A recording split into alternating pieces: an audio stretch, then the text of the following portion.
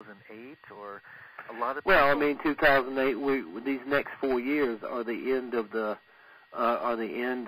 procession through the constellation. Mm-hmm. Okay, and it's like the Mayan calendar, and this will be a really rocky time.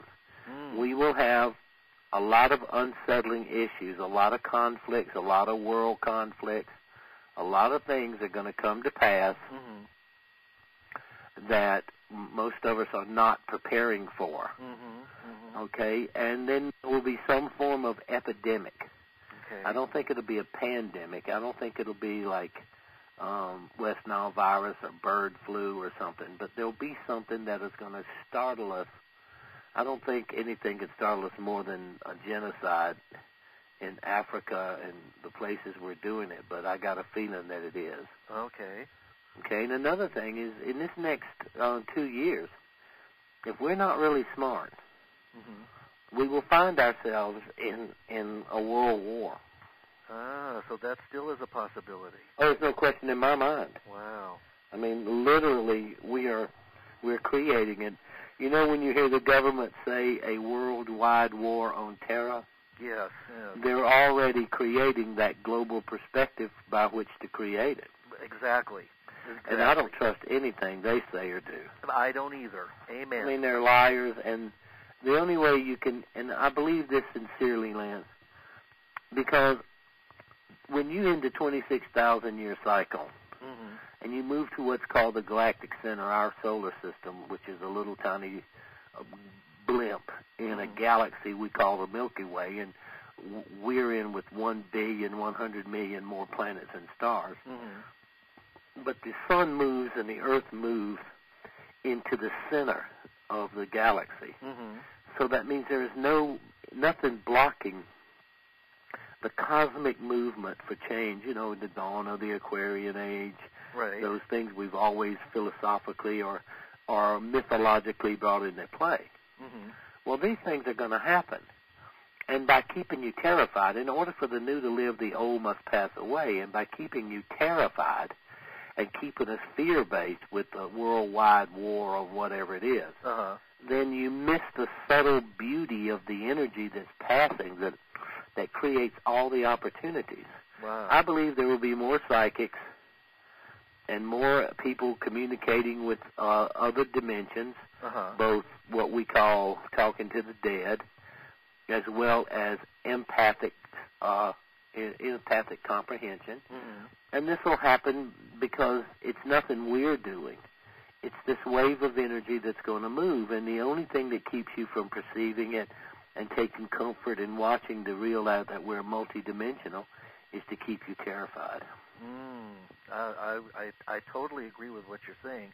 I had never heard anybody who had been to the other side actually validate that the Mayan prophecies and those particular calendrical dates, for instance, we're in the fifth night, I believe, yes?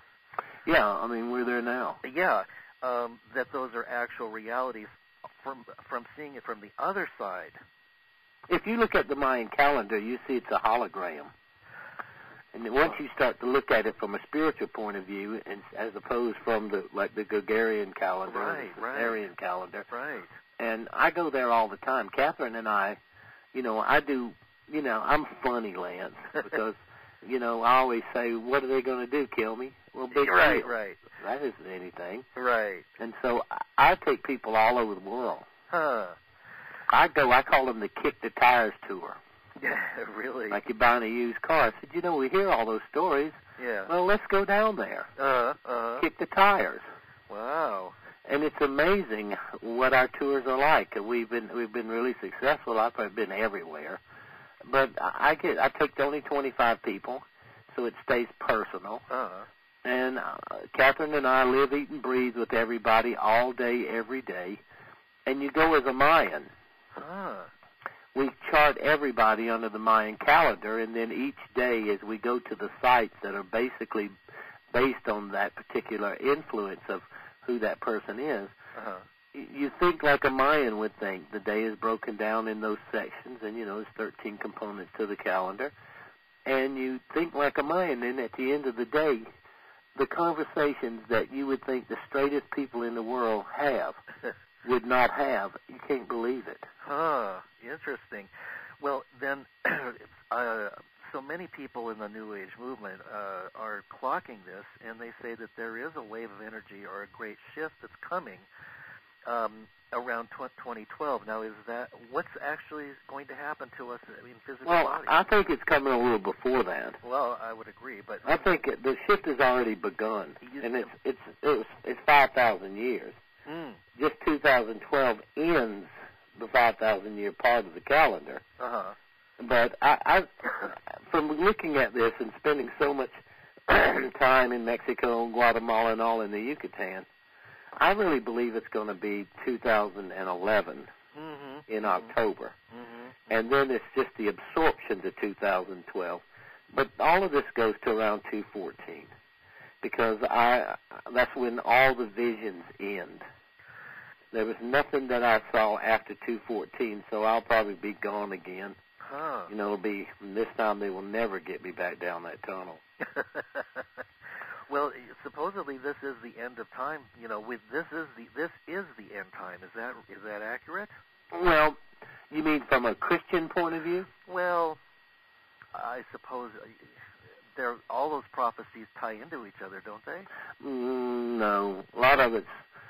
I mean, there's a lot of things that can be read into it. Okay, I'm agreeing with that, but. Yeah. You know, if you look at the end times from a Christian point of view, all you have to do is watch Tony Blair. I mean, the uniting of the Holy Roman Empire. Tony Blair became a Catholic. Yes. And now he got appointed to the High Commission, and he will soon be the president of the European Common Market. So the Holy Roman Empire is in place, and he's been chosen as the designated player for the 6 major powers who are trying to settle the Palestinian-Israeli issue. So everything that the Bible in the book of Revelation says is happening. Yeah. Well, I just read today that the major governments already know this. They've known it for decades, and they're quietly preparing underground bunkers, as well as a blast-proof seed bank in Sweden. So if that's true, then, you know, we're kind of the last ones to find out, I guess. Yeah, but this is going to happen. There will be, I don't think it's going to be a polar shift. No? I think it's going to, because of the nature of the solar flares, I think it's going to be electromagnetic. Okay, because the most powerful solar flares ever is in 2010, which will literally affect communications and all of those kinds of things. But these things come about that has nothing to do with us. The universe is unfolding, Lance, just like we are growing and unfolding. Okay. And it's all on its own divine mission. Okay, and what people have to do is be smart. You know, I have a place to run to, and we think about it every day, me and Kat, kids and stuff, and we think about it. I'm not going to be left sitting there holding the bag. I'm too smart for that. I've been through too much, and I believe these visions because I might have missed it. Like I would think it would be before 2000, and it happened in 2001. But the beings of light always told me nothing was carved in stone. So why I do radio shows and why I do these things, you know, I have like a real job. And I do this stuff on the side first because this supports the Twilight Brigade, which is the mark I want to leave. And it gives me a chance to get the message and to reduce the fear of death. And if I was afraid of any part of it, why would I be a hospice volunteer? Right. You know, and I think that I'm trying to be a living proof that first, take a hold of your life, everybody. Make a list of the things that you want. You teach best what you most need to learn. Mine is being patient and to learn to listen. And when you're at the bedside, that is the greatest teacher. Being patient and learning to listen. And this is where I find the moments, and I feel like I can give a family and people what I didn't have and what I learned. You know, I always say this.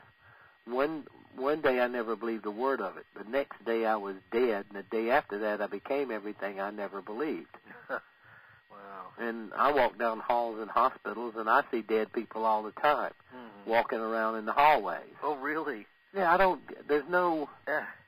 I don't have a mechanical ability to narrow my perspective. Huh. And what's the most interesting about it is that, number one, they're amazed that I can see them and hear them. Uh-huh. And they're more interested in that than they are in the fact that they're dead. But they choose to stay. In this blue-gray place, the third near-death experience, Lance, wasn't like the first two. Okay. The first two I floated above myself. Mm-hmm. Lightning and the open heart surgery. Mm-hmm. Then the brain surgery, because they only gave me an 8% chance of surviving it, and I went into the surgery, and then when I came out, I spent 41 hours in recovery. Wow. And then I had a massive grand mal seizure and went into cardiac arrest and had to put me in the neurocardiac ward, and nobody survives that. Huh. And so they just wait for you to have a stroke or a heart attack. Mm-hmm. But the whole key was that when you start to look at it, I was in this blue-gray place the first two times. I thought it was just me, and the pattern of the near-death experience was basically the same. Uh-huh. Okay, but in this one, I came out of my body. I don't remember coming out, but I came out of my body, and I was standing at the foot of the bed. Huh. And as I was standing there, I started to realize there were more people in the blue-gray place and more places in the blue-gray place than I did the first time. This is why I wrote The Secrets of the Light. Uh-huh. You know, I wrote Saved and at Peace. First, what happened to me, and that peace was the mechanics I was going to use to fulfill what I thought was my destiny then. Uh-huh. But in this third one, I could see that there were people who didn't go down the tunnel Oh. for a lot of reasons. And a lot of them were veterans, which is why I created the Twilight Brigade. Oh. And then there were people who were just aggravating old bastards. Well, that's what they were. Yeah, just being stubborn. And they kept perpetuating their own evil or whatever you want to call it. Uh-huh. And then there were people who had been abused. And there were women in groups, and I mean, some of the clothing, this clothing, it would go back to like the 12 or 1300s. Huh. Because I watch apparel, and then I can always look up what the style was in what particular period. Oh, yeah. And that these people were women who had allowed themselves in the name of love go through a lot of abuse. Yeah. And they had deemed themselves not worthy. Huh. And so I always started supporting defense against Abuse. Against women's abuse and child abuse. Yes, exactly. You know, I'm a big advocate of that with Catherine, and the things that I have learned, I've learned to truly put into play. And the other thing too is people need to really focus on gratitude. Mm-hmm. Gratitude is the most powerful thing. I do a whole section on the Secrets of the Light about it. When you go 32 years of studying death, there's a lot of little things that you pick up that you don't ever think about in the course of it. And I just have spent so much time there that I see things that I think I can help people with. That's why I write the book. You know, and I'm funny. And I don't care. No, you know, it don't scare me. Yeah. And so I think that I can help people with the book, and so far it's amazing how many people write me and tell me how much the book's helped them, and they write Catherine, and you know how many people, and 3 million people come and read this stuff. So I know that I'm effective.